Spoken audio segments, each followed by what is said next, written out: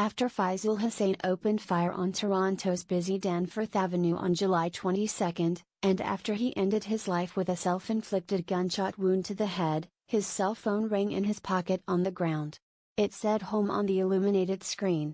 When a police officer answered the call, the 29-year-old's parents were on the line. The officer asked them to come down to the police station.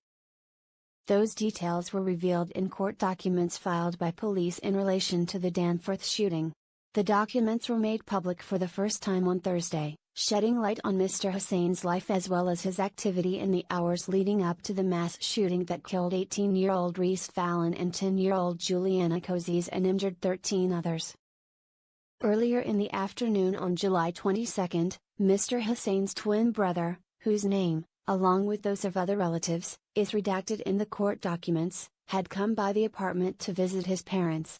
He had gotten married a year earlier and moved out, but said he comes home regularly to help his parents out around the house. On this visit, he had a conversation with Mr. Hussain. At his mother's behest, he told police about getting his life together and finding a wife. Usually, Mr. Hussain listened to him, he said, but this time, the 29-year-old repeatedly referred to himself as mentally retarded and went to the balcony to smoke a cigarette. When his brother left that evening, Mr. Hussain was still at home. But a short time later, sometime around 8:30 or 9 p.m. Mr. Hussain's parents said he, too, left the apartment. He was wearing a shoulder bag. Nothing about it seemed unusual. His mother told police that he regularly went on walks in the evenings, although she didn't know where. The shooting began around 10 p.m. The documents outline the chaotic scene on Danforth Avenue, with witnesses struggling to get through to 911 as the system was flooded with calls. One witness described the shooter standing over a woman who had fallen to the ground, firing at her repeatedly with a handgun. When Mr. Hussain's brother heard about the shooting, he sent him a text message, advising him to stay home. But when he saw footage of the attack on the news, he recognized his brother as the shooter.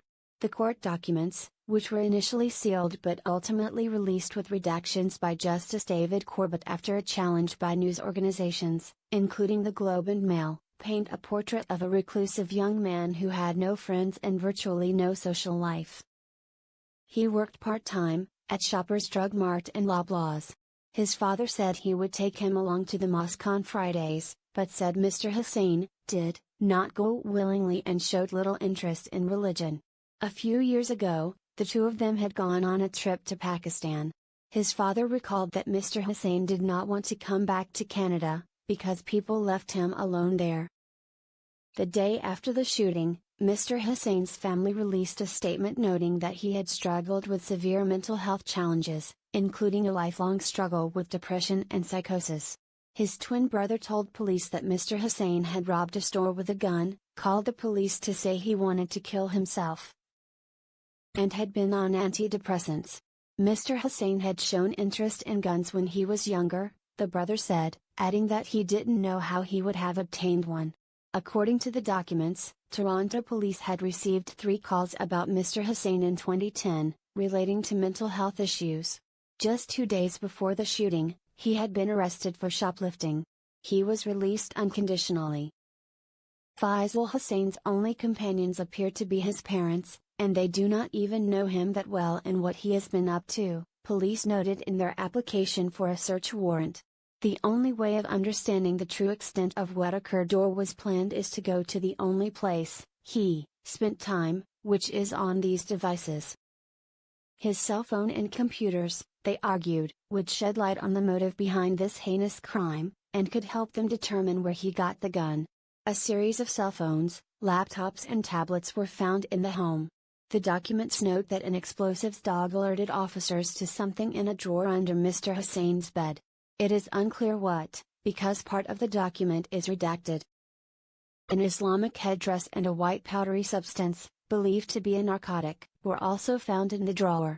In addition to electronics, police were hoping to seize any guns or ammunition, any of Mr. Hussain's identification, any documents related to planning or preparation of the offenses including diaries, address books, maps, and diagrams, as well as any substances, products, or building materials that could be used to build an explosive device, and any literature or documents depicting hate, extremism, terrorism, or similar belief or following.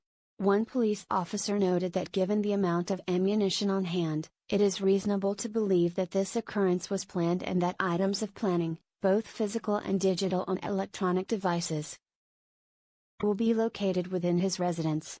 Police also found cocaine on Mr. Hussain's body when he died. It's unknown whether he had taken the drug or was just carrying it.